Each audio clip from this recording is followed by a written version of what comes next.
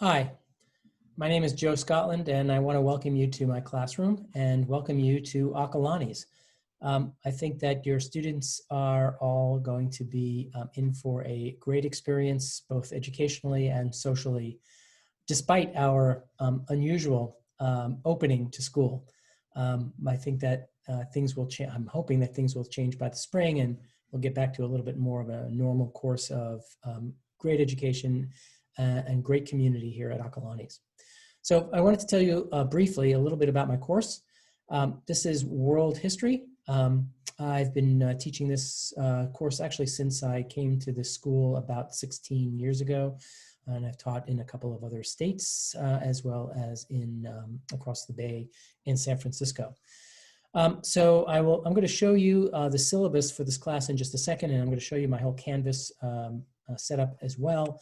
I will tell you, I have to say that on behalf of my fellow colleagues, we have been working extremely hard, both transferring our classroom material into a distance learning setup, as well as learning this new distance learning platform called Canvas. And I've given this analogy before. I liken it to teaching my son how to drive on a Honda Civic and then suddenly giving him the keys to a Maserati, which I never did. But obviously, if you were to do that, you discover that there's just suddenly a tremendous amount of power and a very different driving experience in front of you. And I think that that's what we here, with the teachers here, are confronting, a very different teaching experience with Canvas. It's an extremely powerful tool. We're all very excited to have it, but it's just going to take a little bit of time for us to get used to using it. Okay, so a little bit about the course. This is world history, and the way I see it, there are two broad goals for this class. One is to give an overview of the forces that have shaped the modern world.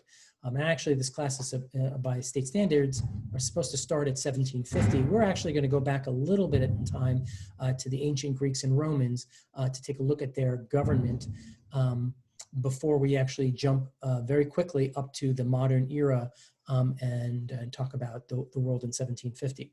But the idea is to give an overview of the forces that have shaped the modern world, which includes democracy, the development of democracy, nationalism, industrialization, imperialism, and decolonization. And then eventually we're going to end in the Cold War in the spring, and the end of the Cold War in the spring. The other broad goal, is to give your students very valuable skills that they will need both to be successful here at Akalani's as well as in college, whatever college they choose. The skills specifically are analysis skills, analytical skills. We'll be doing a lot of work with primary source documents. I'm a big fan of using primary source documents, being able to work that out and figure out how that can be used to interpret history. Synthesis, so basically taking different resources, including primary source documents and others, putting them together in either for either an oral presentation or a written presentation, but you're synthesizing what you've gotten and what you've analyzed, and then finally communicating what you've put together, both orally in terms of presentations as well as in written form, and we'll be doing a number of essays in this class. There is a main text for this class. That's what this looks like. Here's my big however. I don't tend to use this book. I don't particularly like this book, nor do I think that this book is particularly well presented. Instead, I will be giving your students digitally a number of sources. Much of the source work will come from this book, which is actually our previous textbook.